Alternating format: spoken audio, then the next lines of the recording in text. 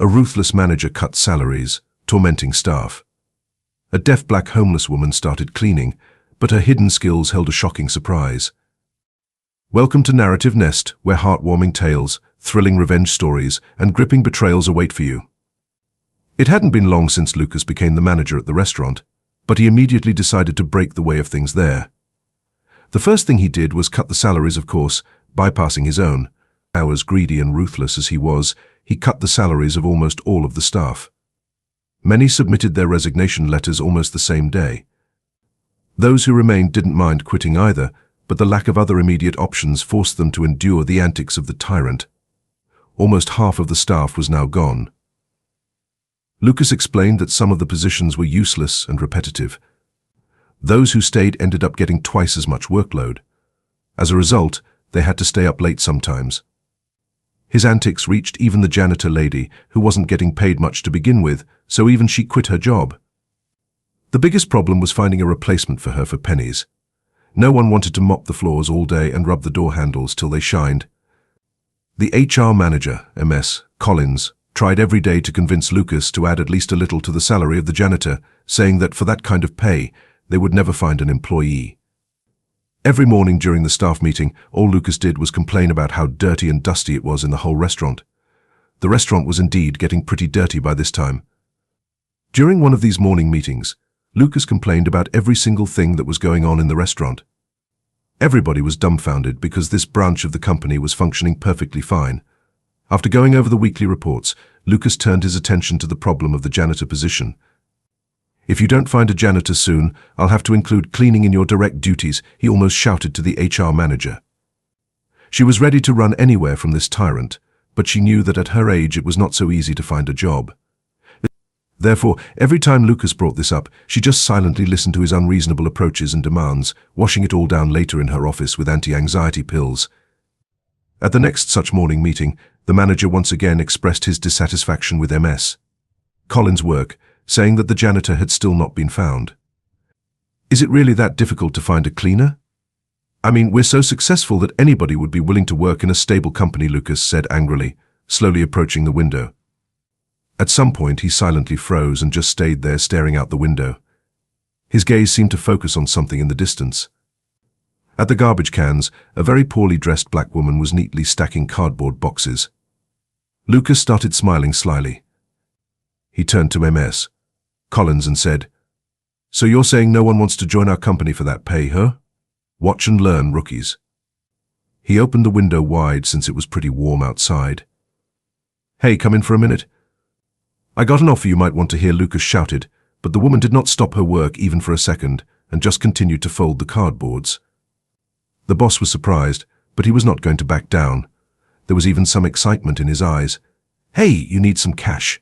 Get over here," he shouted again. But the woman kept working. That irritated the boss a little, and he turned to MS Collins to get him the security guard. When the security guard came running in the conference room, Lucas told him, "Get that bum by the dump over here ASAP," he said to the guy in the uniform. A few minutes later, the woman entered the restaurant. After a few failed attempts to speak with her, it became clear that she was completely deaf. She seemed to have a hearing aid, but apparently it wasn't working properly, or it was just a cheap one. The woman looked about 30 years old. Surprisingly, up close she was very neat. Her hands were clean, as were her clothes and hair. The absence of makeup made her face even younger and lighter. Her hair was neatly combed and collected in a bun. Her clothes looked poor but clean, although the size of her clothes didn't really fit her. At least it didn't smell. The boss, apparently remembering that deaf people can read lips, began pronouncing each syllable slowly. "Do you understand what I am saying?" The woman nodded. "Do you want a job? You do not have to do much. You'll be just cleaning the restaurant," finished the boss. The woman stood there silently for a couple of minutes looking around, then she nodded in agreement, which made Lucas rise in victory. He was so proud of himself.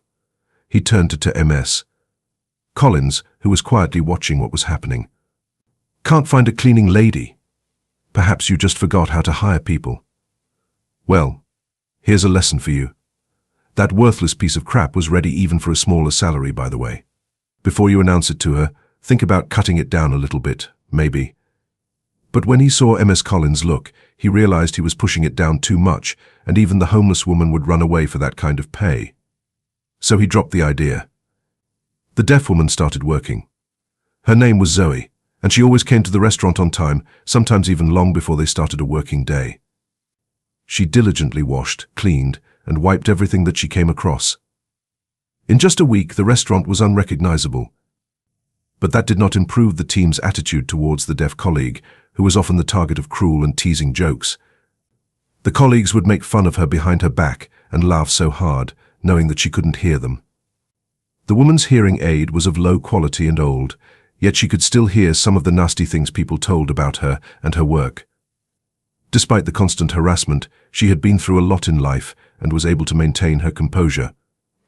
She always looked forward to leaving work and returning to her peaceful home on the outskirts of the town, where she lived in an old and abandoned shack. Zoe was not alone in her small home. She had taken in several stray pets, including 3 kittens, a cat, 2 dogs, and a parrot with a broken paw. These animals were her constant companions, and she was willing to endure the teasing and ridicule at work in order to provide for them. Her pets were her source of comfort and love, and their presence helped her to cope with the daily abuse at work. At night, while she may have only bread and water for herself, she would always make sure to have something delicious for her furry friends, as their loving glances were enough to make up for a hard day's work. Ms. Collins was extremely pleased with the cleaning lady, whose work kept the restaurant spotless. Despite the fact that her colleagues continued to mock her behind her back, the manager Lucas remained unimpressed with her work. He couldn't quite put his finger on what he wanted from her, but over time, the woman's silent demeanor and intelligent eyes began to earn her the respect of her colleagues. Even those who had previously made fun of Zoe began to realize that her past was not as simple as they thought.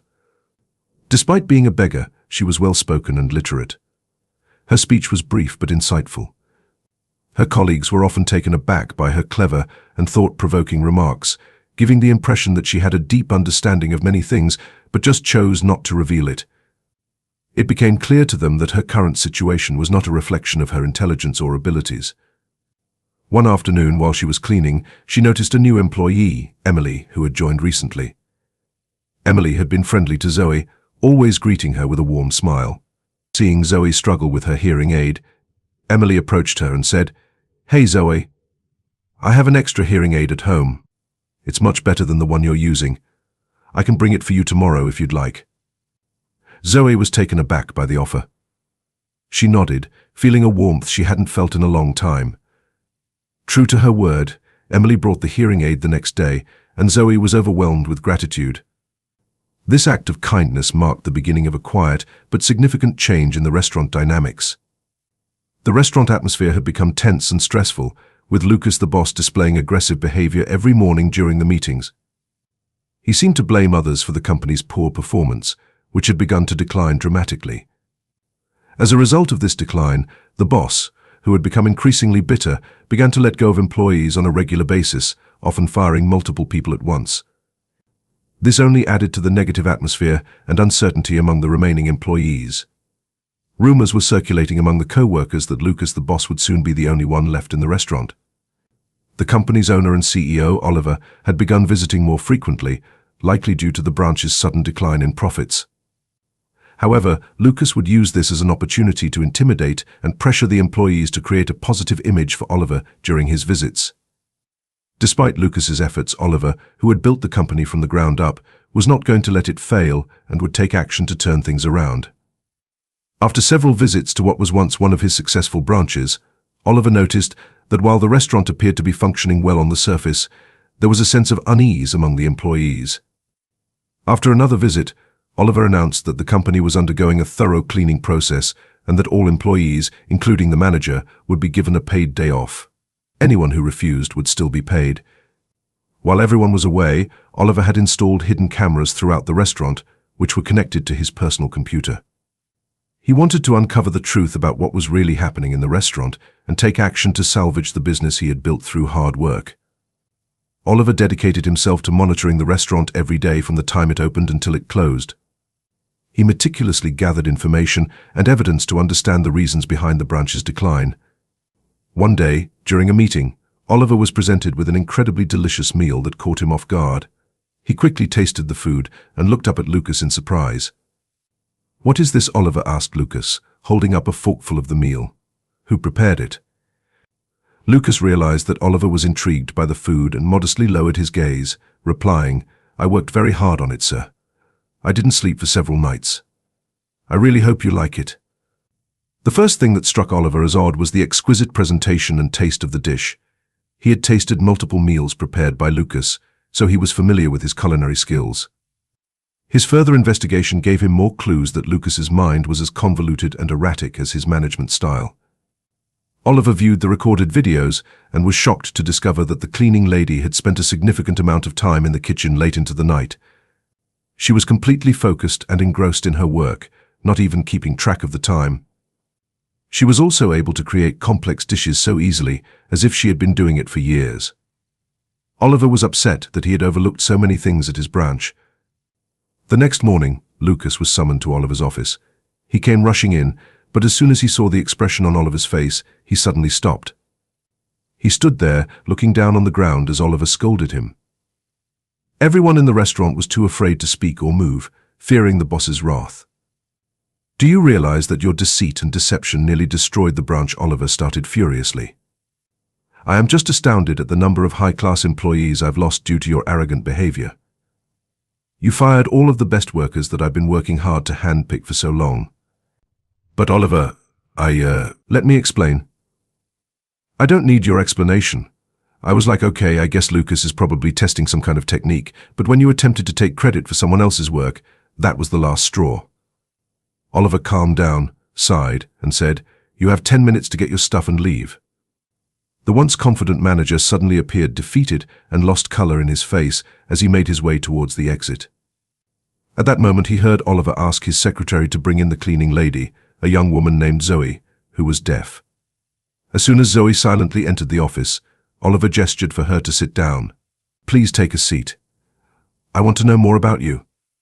Obviously you're intelligent and have not been disadvantaged all your life." Oliver began the conversation.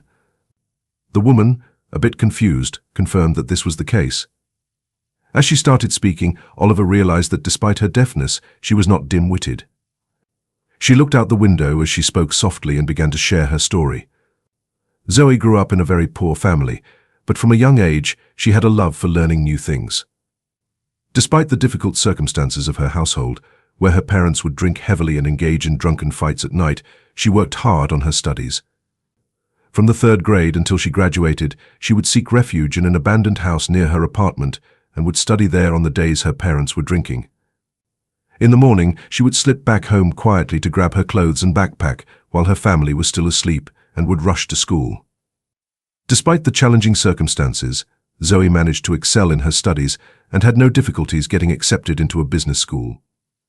She was a smart and determined student who was well liked by all her teachers. She had a natural ability to understand concepts quickly and was always willing to assist her classmates. It came as no surprise to anyone that Zoe graduated with the highest GPA. Business administration was her favorite subject and her lifelong aspiration.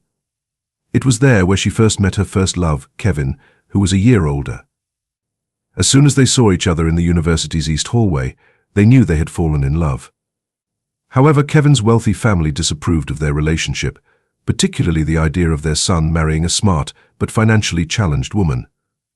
Despite this, their love was so strong that Kevin proposed to Zoe, expressing that he wanted to spend the rest of his life with her. Zoe and her fiancé, Kevin, went to visit her friends outside the city one day. They were in high spirits, especially since they were due to get married in the week.